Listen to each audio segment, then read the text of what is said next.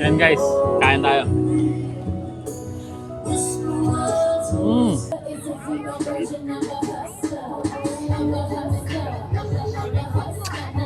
Kung ang cravings mo nga ay iba't ibang Korean street foods, iba't ibang Korean rice meal, at buldak omelette, aba, para sa inyo tong dinayo ko. Hello sir, welcome sa Korean Beef Street. Nag-offer kami sir ng mga rice bowl, Korean rice bowl. Meron din kami mga Korean street food like itong pork inoki, sotok-sotok, tapos yung fish cake po, tsaka tteokbokki po. Meron din kami sa mga rice bowl sir yung beef bulgogi, spam and egg, bacon and egg. Yan. Tapos yung signature dish namin ng Korean Beef Street po. Matatagpuan kami sa Buhay na Tubig all day po. Start kami rito 4 hanggang 11:30 po. Pili po siya.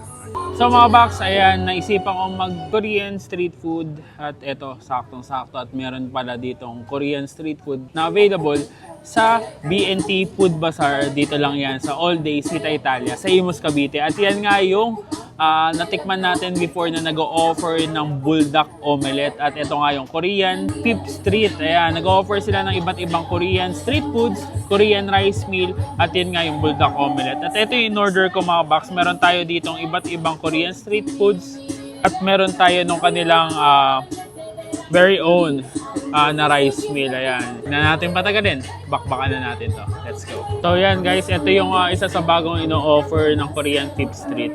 Para siyang sausage na may tteokbokki. Tikman natin. Tapos siya, pinray siya. Tapos may sauce, special sauce. Kain tayo.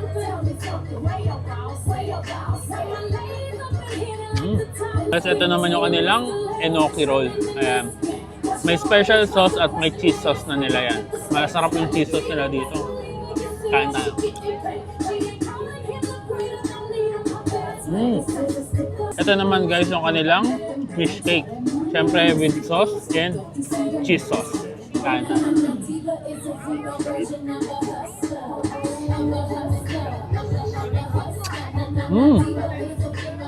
Sarap ng iba't ibang street foods nila. Very Korean talaga yung niya, flavor at aroma ng mga sauces nila.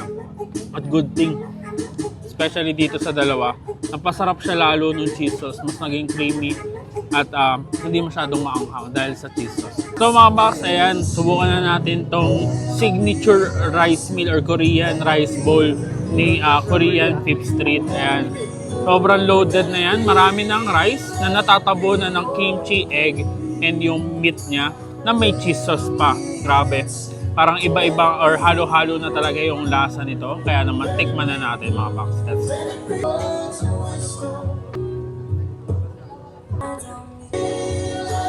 And guys, kain tayo.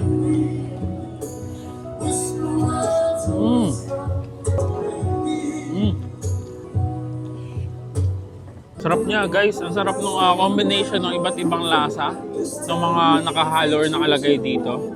Especially yung pork niya, manamis-namis na pinakreamy nung cheese sauce.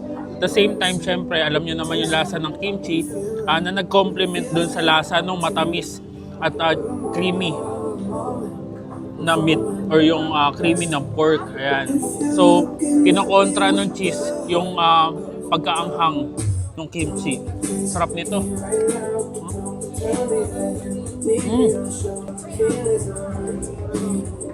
Pangalog.